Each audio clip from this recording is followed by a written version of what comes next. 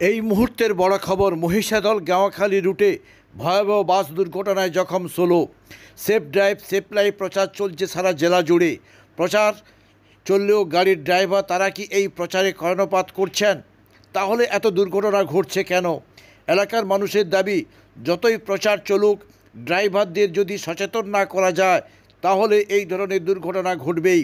কারণ ড্রাইভারদের অস্বাভাবিক গাড়ি চালানোর জন্যই দুর্ঘটনা ঘটে।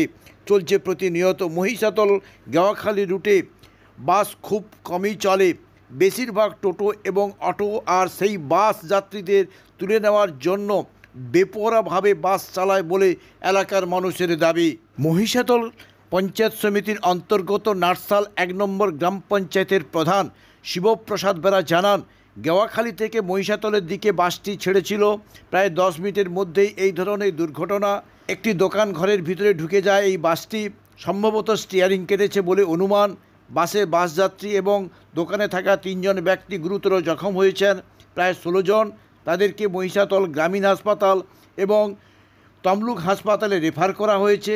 ঘটনাস্থলে পৌঁছেছেন মহিষাদল থানার পুলিশ। সাময়িক ওই জায়গা জাম হলেও পুলিশের হস্তক্ষেপে এই অবরোধ উঠে যায়। কিভাবে এই দুর্ঘটনা ঘটল সে নিয়ে তদন্তে নেমেছেন মহিষাদল থানার পুলিশ।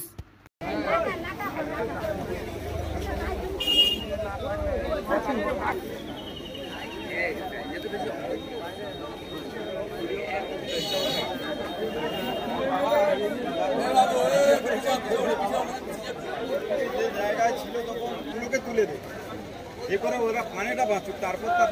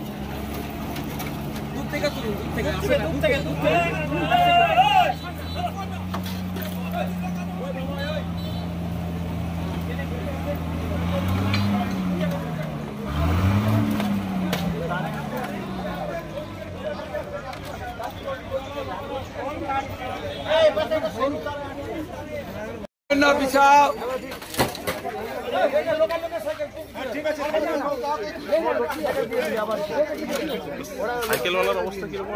না, সাইকেলওয়ালা বেঁচে গেছে। সাইকেলওয়ালাটা বয়স্ক।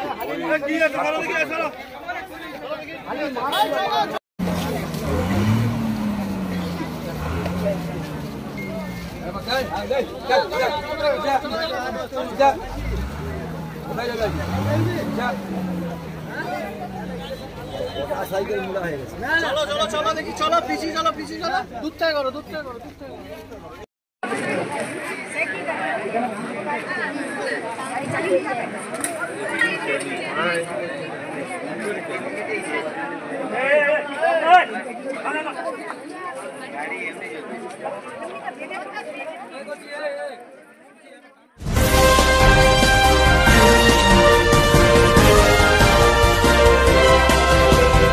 কেকার পেস্ট্রিতে জিবে জল সপারি, ওয়াও আশাতে লাজবাব নিউ বিদ্যুৎ বেকারি।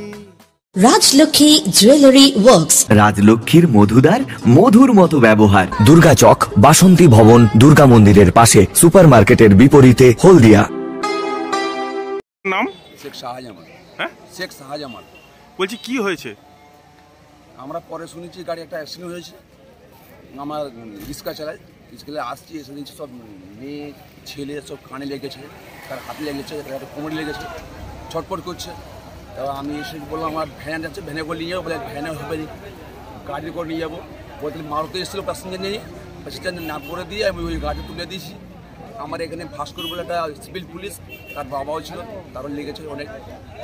আর ওই যে পাশের দোকান আছে, ওখানে 4 জন ছিল, মিস্ত্রি লেগেছে কম, আরও লোক ছিল, তাদের খুব জোর লেগেছে, রক্ত পড়েছে ভিতরে।